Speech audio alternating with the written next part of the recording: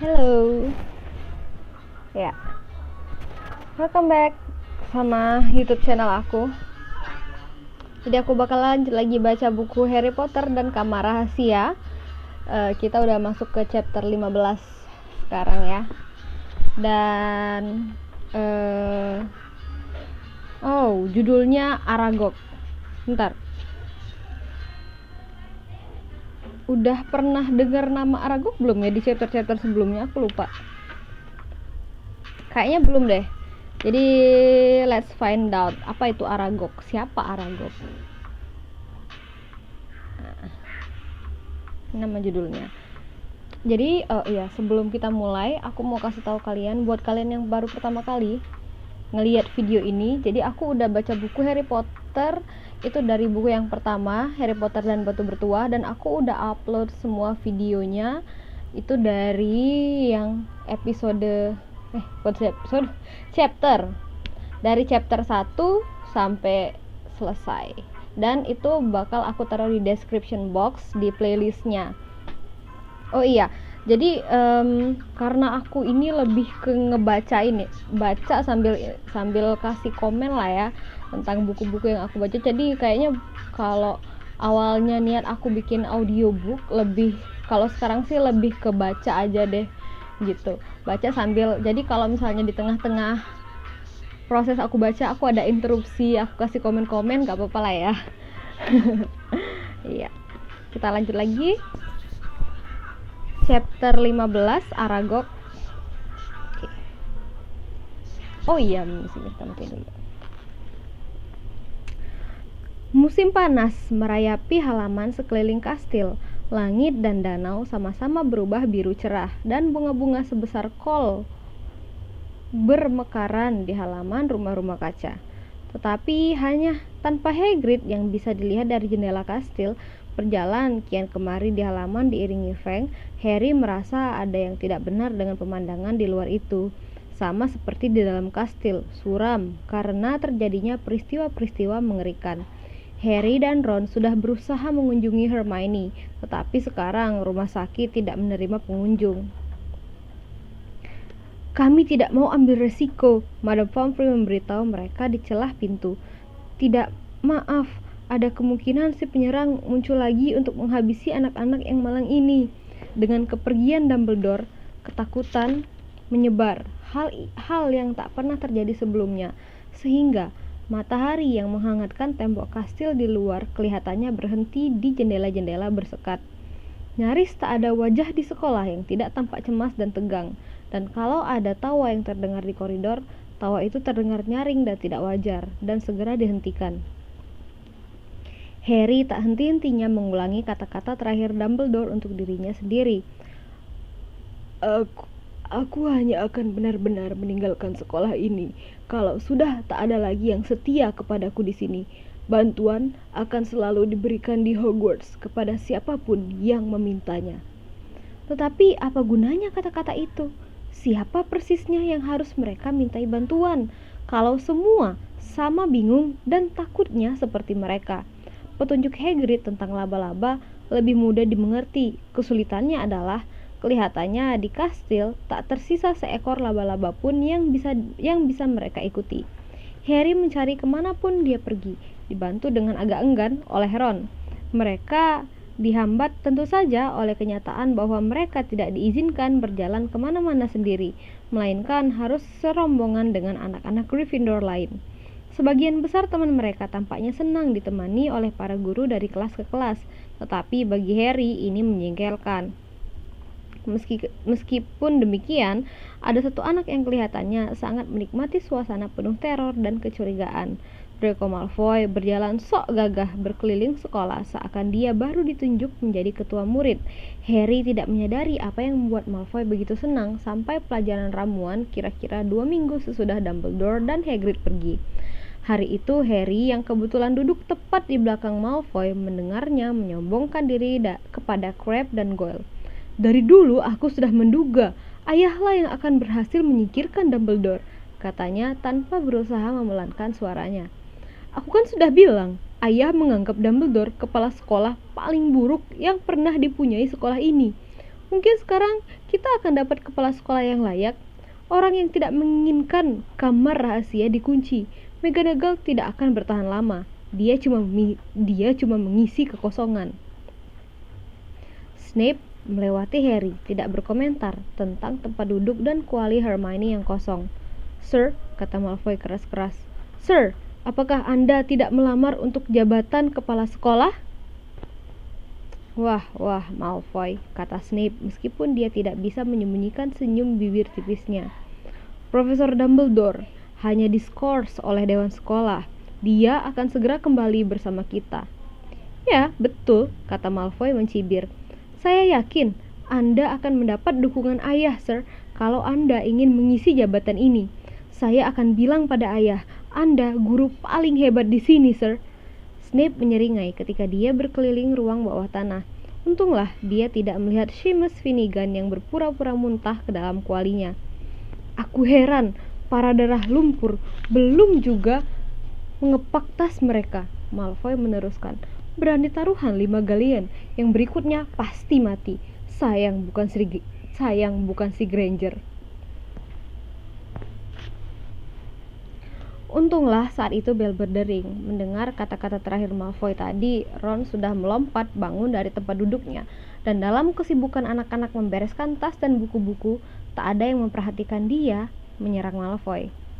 "Biar ku beritahu dia," geram Ron ketika Harry dan Dean memegangi lengannya. "Aku tak peduli. Aku tidak perlu tongkatku. Akan kubunuh dia dengan tangan kosong."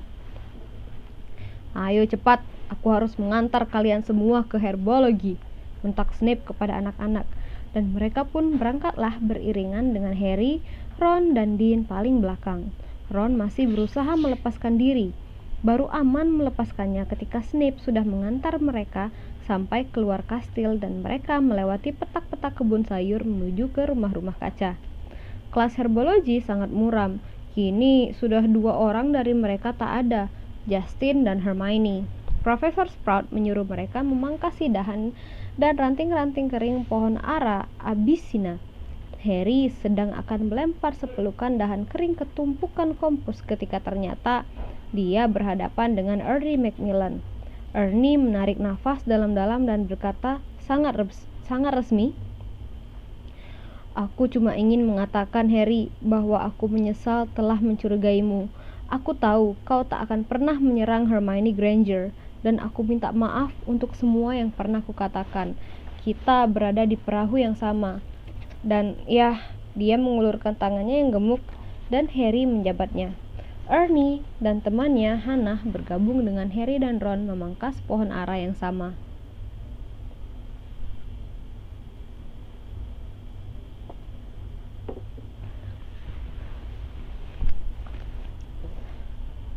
"Si Draco Malfoy itu," kata Ernie mematahkan ranting-ranting kering.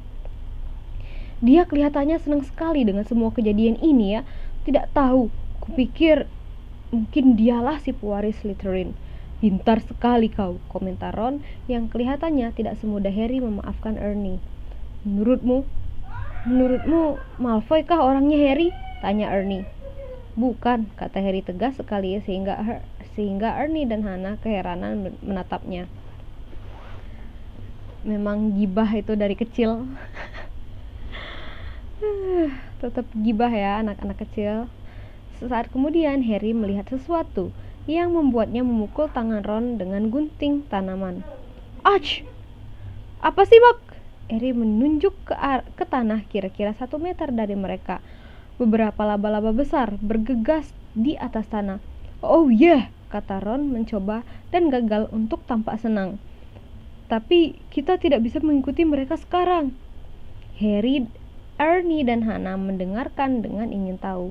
Harry melihat para laba-laba itu berlari menjauh. Kelihatannya mereka menuju hutan terlarang, dan Ron kelihatan makin tidak senang mendengarnya. Pada akhir pelajaran, Profesor Sprout mengantar mereka ke kelas pertahanan terhadap ilmu hitam. Harry dan Ron sengaja berjalan berlama-lama di belakang yang lain agar bisa bicara tanpa didengar siapapun. "Kita harus memakai jubah gaib lagi," kata Harry kepada Ron. "Kita bisa membawa Fang. Dia sudah terbiasa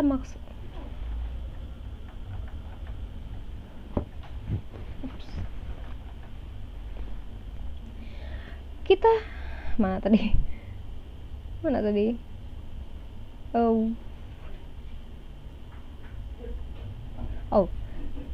kita bisa membawa Fang. Dia sudah terbiasa masuk ke hutan bersama Hagrid. Mungkin dia bisa membantu. Betul, kata Ron yang gugup memelintir tongkatnya dengan jari-jarinya. Bukankah katanya ada manusia serigala di dalam hutan terlarang? Dia menambahkan ketika mereka duduk di tempat biasa, di tempat duduk paling belakang di kelas Lockhart. Harry yang lebih suka tidak menjawab pertanyaan itu berkata, ada hal-hal baik juga di sana, centaurs yang baik, juga unicorn. Ron belum pernah masuk hutan terlarang. Harry pernah ke sana sekali dan berharap tidak perlu masuk hutan itu lagi. Lockhart melompat masuk ke dalam kelas dan anak-anak memandangnya keheranan. Semua guru yang lain lebih muram dari biasanya, tetapi Lockhart kelihatannya penuh semangat. Ayolah, serunya, tersenyum ke seluruh kelas. Kenapa semua murung begini? Anak-anak bertukar pandang putus asa, tetapi tak seorang pun menjawab. Apakah kalian tidak menyadari? Kata Lockhart bicara lambat-lambat, seakan mereka semua agak bodoh. Bahaya telah lewat, pelakunya sudah dibawa pergi. Siapa bilang? Kata Dean Thomas keras. Anak muda, Menteri Sihir tidak akan menangkap Hagrid kalau dia tidak yakin 100% bahwa Hagrid bersalah, kata Lockhart dengan nada seperti menjelaskan bahwa 1 tambah 1 sama dengan 2. Oh, bisa saja dia menangkap Hagrid walaupun tidak yakin, kata Ron, lebih keras daripada Dean. Aku bangga pada diriku sendiri karena aku tahu sedikit lebih banyak tentang penangkapan Hagrid daripada kau, Mr. Weasley, kata Lockhart dengan nada puas diri. Ron sudah akan membantah, tetapi kalimatnya berhenti di tengah ketika Harry menendangnya keras-keras di bawah meja. Kita tidak berada di sana. Ingat, gumam Harry. Tetapi keriangan Lockhart yang menjijikkan. Komentar-komentarnya yang menunjukkan bahwa dari dulu dia berpendapat Hagrid tak ada gunanya. Keyakinannya bahwa urusan penyerangan ini sekarang sudah beres menjengkelkan Harry begitu rupa sehingga ingin sekali rasanya dia melemparkan buku heboh dengan hantu ke muka tolol Lockhart. Pernah gak pengen ngelempar buku ke muka guru? Saking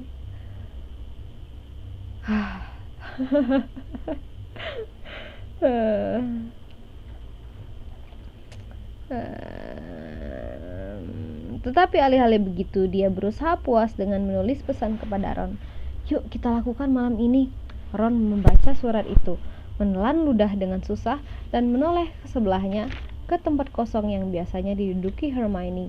Pemandangan ini kelihatannya menguatkan tekadnya dan dia mengangguk. Ron best boy.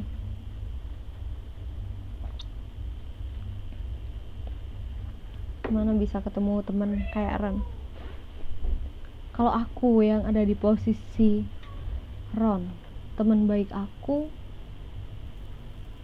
atau ngelawan hal yang aku takut, pilih yang mana ya? Memang luar biasa sih loyalitas seorang Ronald Weasley ya. Kalau kalian gimana? Ruang rekreasi Gryffindor selalu ramai hari-hari ini karena setelah pukul 6 sore anak-anak Gryffindor tak bisa pergi ke tempat lain. Mereka juga punya banyak hal untuk dibicarakan, sehingga akibatnya ruang rekreasi sering belum kosong sampai lewat tengah malam. Harry mengambil jubah gaib dari dalam kopernya sehabis makan malam dan melewatkan malam itu duduk di atasnya, menunggu ruangan kosong. Fred dan George menantang Harry dan Ron untuk bermain jentikan meletup, dan Ginny menonton mereka, sangat lesu di kursi yang biasa diduduki Hermione. Harry dan Ron berkali-kali kalah dengan sengaja agar permainan cepat selesai. Meskipun demikian, sudah lewat tengah malam ketika Fred, George, dan Ginny akhirnya pergi tidur. Harry dan Ron menunggu bunyi 2 pintu kamar yang tertutup di kejauhan sebelum menyambar jubah gaib dan menyelubungkannya ke tubuh mereka dan melompati lubang lukisan. Perjalanan di dalam kastil tak kalah sulitnya. Mereka harus menghindari para guru. Akhirnya mereka tiba di aula depan menggeser slot gerendel di pintu depan, menyelinap keluar, berusaha tidak membuat suara dan melangkah ke lapangan rumput yang ditimpa cahaya bulan. Tentu saja, Kata Ron tiba-tiba selagi mereka berjalan di atas rumput yang gelap. bisa saja kita sampai di hutan dan ternyata tidak ada yang bisa diikuti. Para laba-laba itu, siapa tahu tidak ke sana. Aku tahu kelihatannya mereka bergerak ke arah sana, tapi Suaranya mengabur penuh harap. Mereka tiba di pondok Hagrid. Tampak suram dan menyedihkan dengan jendela-jendelanya yang gelap. Ketika Harry mendorong pintunya, Fang seperti gila saking girangnya melihat mereka. Cemas, Fang bisa membangunkan semua orang di kastil dengan gonggongannya yang keras. Mereka buru-buru memberinya gulali dari dalam kaleng di atas perapian yang membuat gigi-gigi Fang saling menempel. Harry meninggalkan jubah gaib di atas meja Hagrid. Mereka tidak memerlukannya di dalam hutan yang gelap gulita. Ayo Fang, kita jalan-jalan, kata Harry membelai kakinya. Dan Fang melompat dengan riang gembira keluar rumah mengikuti mereka, berlari ke tepi hutan dan mengangkat satu kakinya di pohon sycamore besar. Harry mengeluarkan tongkatnya, menggumamkan lumos, dan cahaya kecil muncul di ujung tongkatnya. Sekedar cukup bagi mereka untuk melihat jalan setapak mencari laba-laba. Ide bagus, kata Ron. Aku mau juga menyalakan tongkatku, tapi kau tahu kan, malah akan meledak atau entah apa. Harry mengetuk bahu Ron, menunjuk ke rumputan. 2 ekor laba-laba berlari menjauh dari cahaya tongkat ke dalam kegelapan bayang-bayang pepohonan. Oke, Ron menghela nafas, seakan menyerah pada nasib untuk menerima yang paling buruk. Aku siap. Ayo, kita berangkat. Maka dengan Fang berlarian di sekitaran mereka, mengendus-endus akar pohon dan dedaunan, mereka memasuki hutan. Diterangi cahaya dari tongkat Harry, mereka mengikuti rombongan kecil laba-laba yang semakin bertambah. Bergerak sepanjang jalan setapak.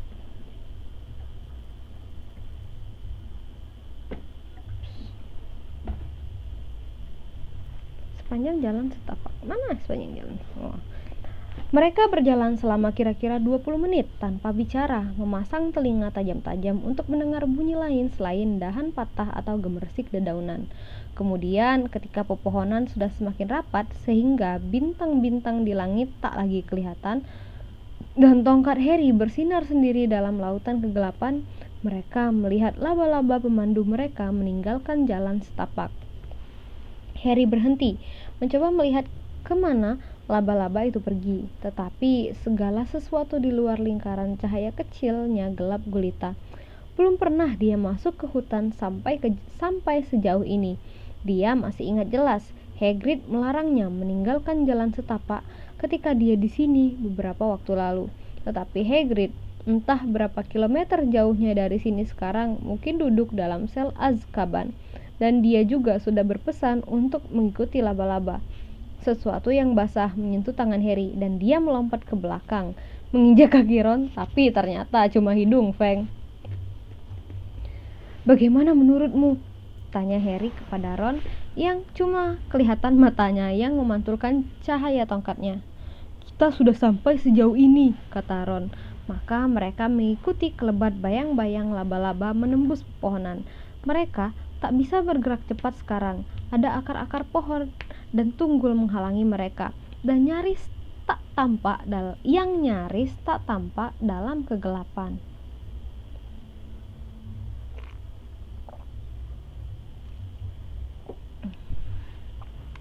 Harry bisa merasakan nafas panas Fang di tangannya.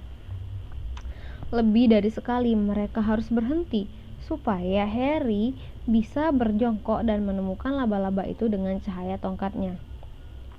Mereka berjalan selama paling tidak setengah jam. Jubah mereka tersangkut-sangkut pada dahan-dahan yang rendah dan semak berduri. Lah, mereka pakai jubah tah? Bukannya kalau malam tuh mereka pakai baju biasa ya? Aku nggak tahu deh.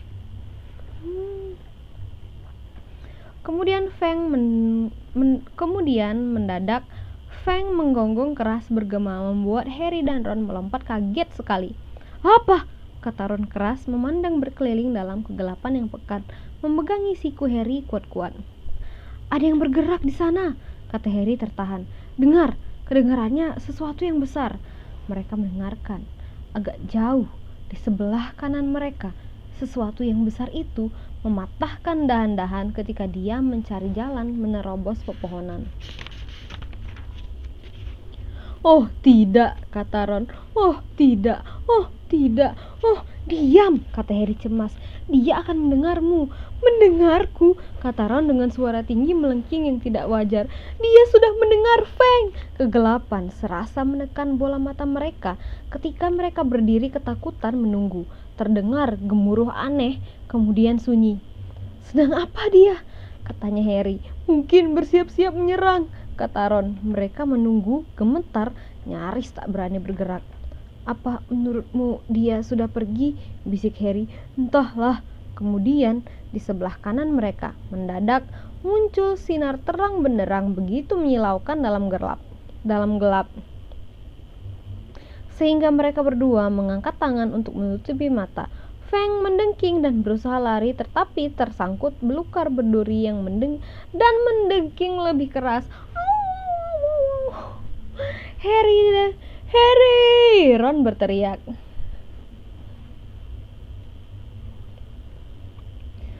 berteriak. Suaranya lega sekali. Harry, mobil kita! Apa? Ayo! Harry gelegapan mengikuti Ron mendekati cahaya itu, terhuyung dan terantuk, dan sebentar kemudian mereka telah tiba di lapangan terbuka. Mobil Mr. Weasley berdiri kosong di tengah lingkaran pepohonan yang lebat. Di bawah atap dahan-dahan yang lebat, lampu depannya menyala terang. Ketika Ron dengan ternganga berjalan mendekatinya, mobil itu bergerak perlahan menyongsongnya, persis seperti anjing besar hijau Tosca yang menyambut tuannya. Oh my god. Rupanya selama ini ada di sini, kata Ron senang berjalan mengelilingi mobil itu. Lihat, hutan telah membuatnya liar. Kanan kiri mobil itu tergores dan berlumur lumpur. Rupanya dia berkeliling hutan sendiri. Fang sama sekali tidak tertarik pada mobil itu. Dia berada dekat-dekat Harry dan bisa merasakan anjing itu gemetar. Setelah nafasnya mulai teratur, Harry memasukkan tongkatnya ke dalam jubahnya lagi. Dan kita mengira dia akan menyerang kita, kata Ron bersandar pada mobil itu dan membelainya. Selama ini aku bertanya-tanya sendiri kemana dia pergi. Harry menyipitkan mata, memandang berkeliling tanah yang terang untuk mencari laba-laba. Tetapi mereka semua menyingkir dari silaunya cahaya lampu mobil. Kita kehilangan jejak, katanya. Ayo cari mereka. Ron tidak menanggapi. Dia tidak bergerak. Matanya terpaku ke satu titik kira-kira 3 meter dari tanah, tepat di belakang Harry. Wajahnya pucat pasi, ngeri. Harry bahkan tak sempat menoleh. Terdengar bunyi klik klak keras, dan mendadak dia merasa sesuatu yang panjang dan berbulu mencengkram pinggangnya dan mengangkatnya dari tanah terbalik sehingga dia menggantung dengan kepala di bawah. Memberontak ketakutan, dia mendengar bunyi klak klik lagi dan melihat kaki Ron meninggalkan tanah juga. Mendengar Fang merintih dan melolong. Saat berikutnya, Harry sudah diayun ke dalam pepohonan yang gelap. Dengan kepala di bawah, Harry melihat bahwa makhluk yang memegangnya berjalan dengan 6 kaki yang sangat panjang dan berbulu. Apa itu makhluknya? 2 kakinya yang paling depan, yang letaknya di bawah sepasang penjepit hitam berkilat, mencengkramnya erat-erat. Di belakangnya, dia bisa mendengar satu lagi makhluk yang sama. Tak diragukan lagi membawa Ron. Mereka bergerak ke jantung hutan. Harry bisa mendengar Fang berkutat melepaskan diri dari monster ketiga, mendengking keras, tetapi Harry tak bisa menjerit kalaupun dia ingin. Rasanya dia sudah meninggalkan suaranya di mobil di lapangan terbuka tadi. Harry tak pernah tahu berapa lama dia berada dalam cengkraman makhluk itu. Dia cuma tahu kegelapan mendadak cukup pudar sehingga dia bisa melihat tanah yang berselimut dedaunan sekarang dipenuhi laba-laba. Menoleh ke samping, dia menyadari bahwa mereka telah tiba di tepi tanah kosong yang membentuk semacam lubang besar.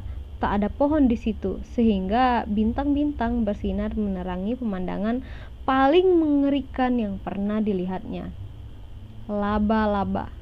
Bukan laba-laba kecil-kecil seperti yang muncul di atas daun di tanah. Laba-laba sebesar kereta kuda, bermata 8, berkaki 8, hitam, berbulu, bertubuh raksasa. Laba-laba besar yang membawa Harry menuruni tanah yang melandai menuju ke jaring berkabut berbentuk kubah yang berada persis di tengah lubang, sementara kawan-kawannya berkerumun mengelilinginya, mengatup-ngatupkan capit mereka dengan bergairah melihat tangkapannya. Klik.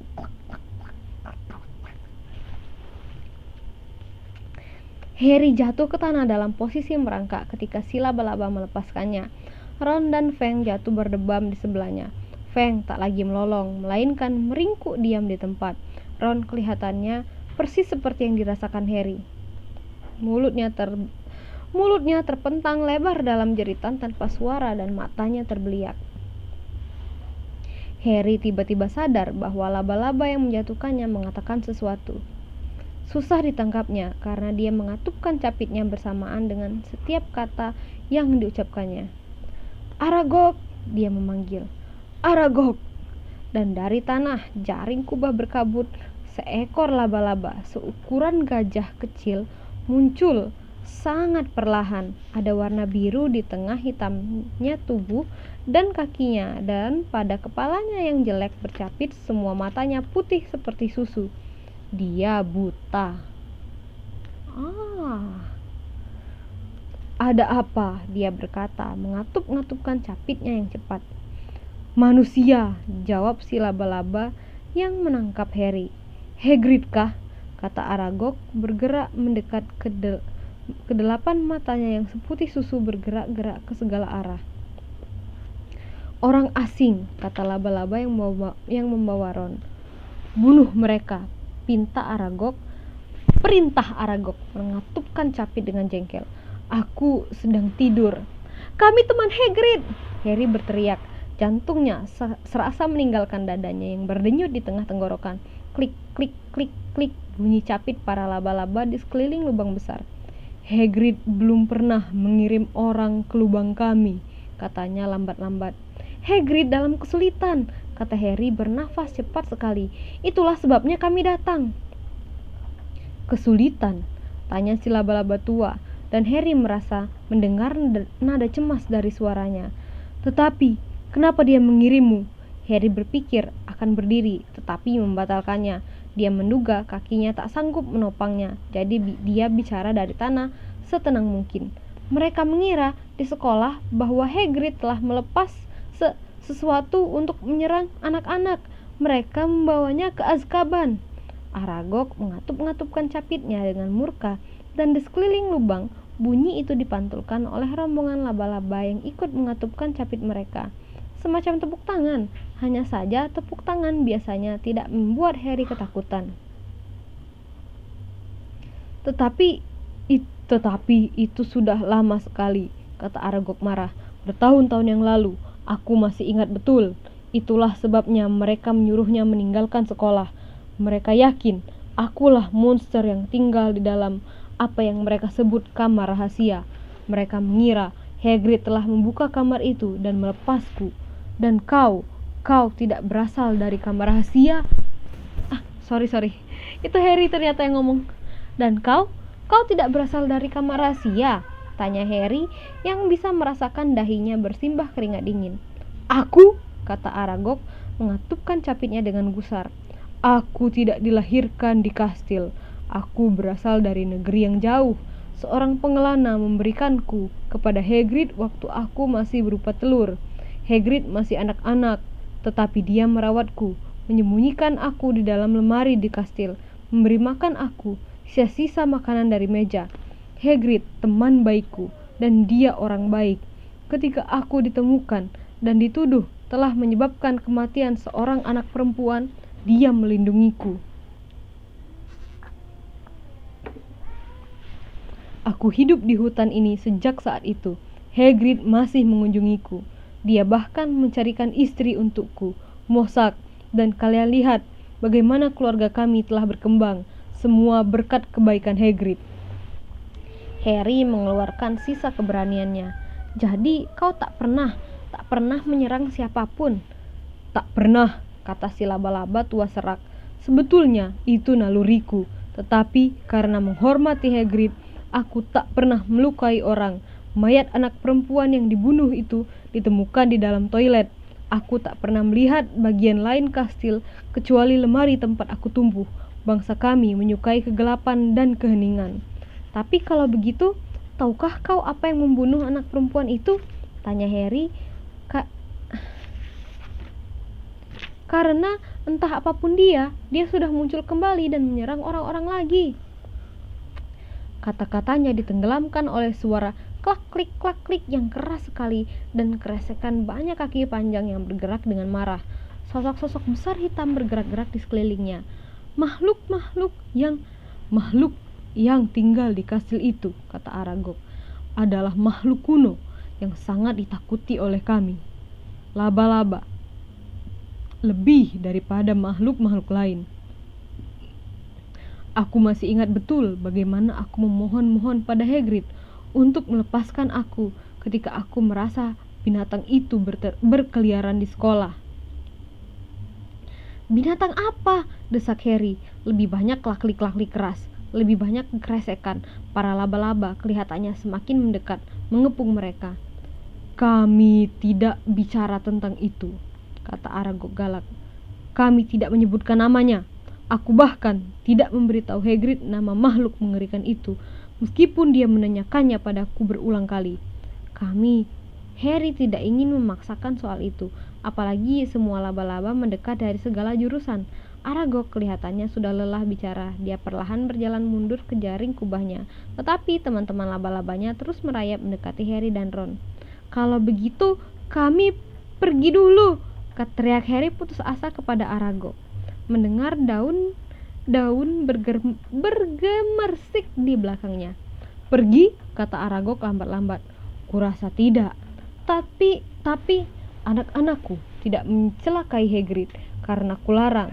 Tetapi aku tak bisa menghilangkan kesempatan mereka untuk mendapatkan daging segar ketika daging itu datang sendiri dengan sukarela ke tengah-tengah kami.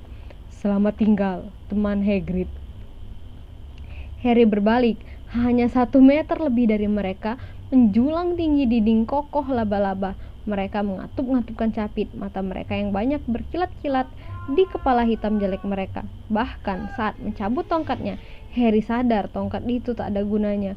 Ada terlalu banyak laba-laba. Tetapi ketika dia berusaha berdiri siap mati dalam pertempuran, terdengar bunyi keras. Kilatan cahaya terang benderang menyinari lubang. Mobil Mr. Weasley menerjang turun.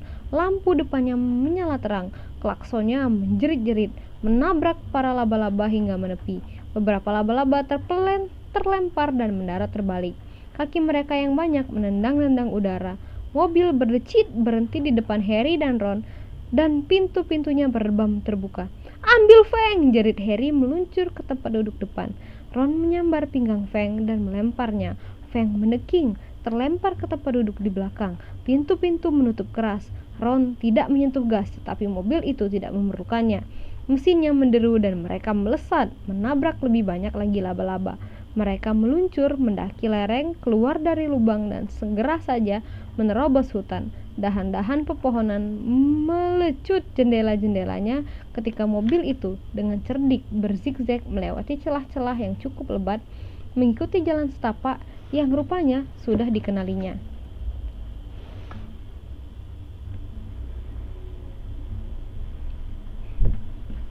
What do you think? Luar biasa, hampir dimakan segerombolan laba-laba ya. Petualangannya Harry sama Ron demi nyelamatin Hermione. Luar biasa.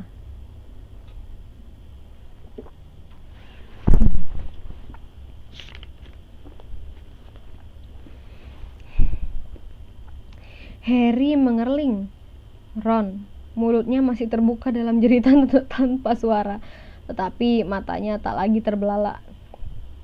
"Kau tak apa-apa?" Ron memandang lurus ke depan, tak bisa bicara. Mereka menerobos belukar. Fang melolong keras di tempat duduk belakang, dan Harry melihat kaca spion melipat menutup ketika mereka melewati pohon ek besar. Setelah 10 menit perjalanan yang bising dan penuh guncangan, pohon-pohon mulai jarang dan Harry bisa melihat petak-petak langit lagi.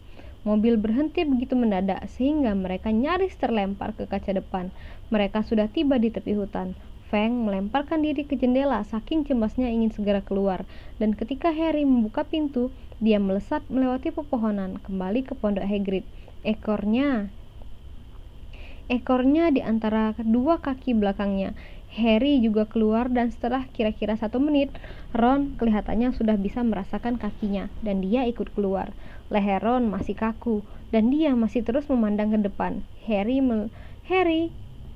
mengelus mobil dengan penuh terima kasih ketika mobil itu berbalik ke dalam hutan dan menghilang dari pemandangan. Lah, balik hutan dong, mobilnya nggak dibawa pulang. Harry kembali ke pondok Hagrid untuk mengambil jubah gaibnya. Fang gemetar di bawah selimut di dalam keranjangnya. Ketika Harry keluar lagi, Ron sedang muntah-muntah di kebun laba-laba. Di kebun labu, ya Allah. Ya. Ikuti laba-laba, kata Ron cemas, menyekam mulutnya dengan lengan jubahnya. Aku tak akan pernah memaafkan Hagrid. Kita beruntung masih hidup. Pasti dia mengira Aragog tidak akan melukai teman-temannya, kata Harry. Itulah masalah Hagrid, kata Ron memukul-mukul dinding pondok. Dia selalu beranggapan monster tidak seburuk penampilannya. Dan lihat saja akibatnya. Sekarang dia di mana? Di sel di Azkaban. Ron gemetar tak terkendali sekarang. Apa gunanya mengirim kita ke hutan? Apa yang kita temukan? Aku mau tahu. Bahwa Hagrid tidak pernah membuka kamar rahasia, kata Harry menyelubungkan jubah gaib ke tubuh Ron dan memapahnya agar dia bisa jalan. Dia tak bersalah. Kita dapat one fact nih. Jadi ternyata Hagrid itu innocent, guys. Dia cuma difitnah. Dan masih belum tahu nih siapa monster yang mengakibatkan anak-anak Muggleborn itu jadi patungnya.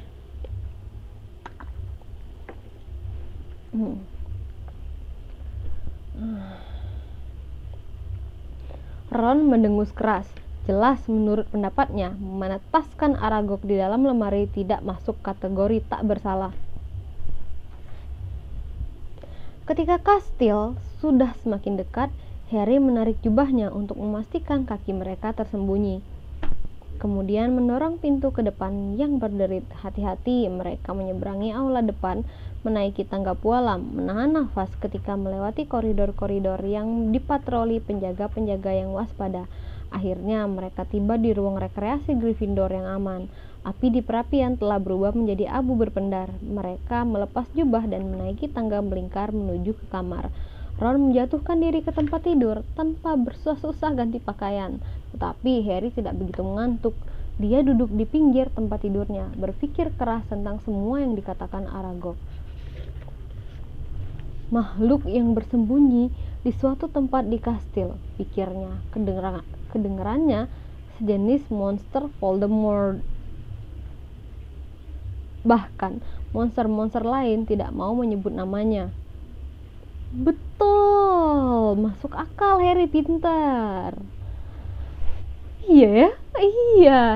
Sampai apa benar. Tetapi dia dan Ron tidak lebih tahu makhluk apa itu atau bagaimana dia membuat korban-korbannya membatu. Bahkan Hagrid pun tidak tahu apa yang ada di dalam kamar rahasia. Harry melempar kakinya ke atas tempat tidur dan bersandar ke bantalnya, menatap bulan yang mengintipnya lewat jendela menara. Dia tak tahu apa lagi yang bisa mereka lakukan. Mereka telah terbentur jalan buntu di mana-mana. Riddle telah menangkap orang yang salah. Pewaris Slytherin berhasil lolos dan tak seorang pun tahu apakah orang yang sama atau orang lain yang telah membuka kamar rahasia kali ini. Tak ada lagi orang lain yang bisa ditanyai. Harry berbaring, masih memikirkan apa yang dikatakan Aragog. Dia sudah mulai mengantuk ketika apa yang tampaknya merupakan harapan terakhir mereka terlintas di benaknya dan dia mendadak duduk tegap. Ron! Desisnya dalam gelap. Ron! Ron terbangun sambil mendengking seperti Fang, memandang liar ke sekelilingnya dan menatap Harry. "Ron, anak perempuan yang mati itu. Aragog bilang dia ditemukan di toilet," kata Harry mengabaikan dengkur Neville dari sudut. "Bagaimana kalau dia tidak pernah meninggalkan toilet? Bagaimana kalau dia masih di sana?" Ron menggosok matanya mengernyit dalam cahaya bulan dan kemudian dia paham. "Maksudmu kan bukan Myrtle Merana." And that's the end of the chapter.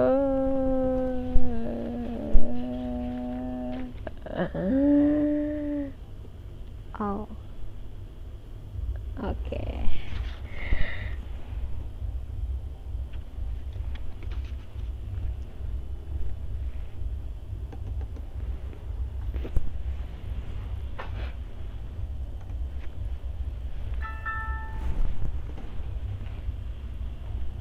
Oke.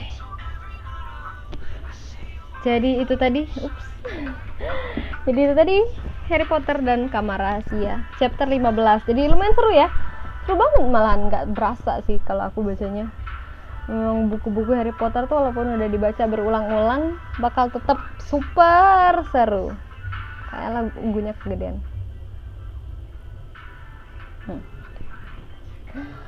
Jadi itu petualangan Harry sama Ron masuk ke hutan terlarang. Jadi ini kedua kalinya Harry masuk, ini Ron pertama kali, dan ketemu sama mobilnya Mr. Weasley, ketemu sama Aragog.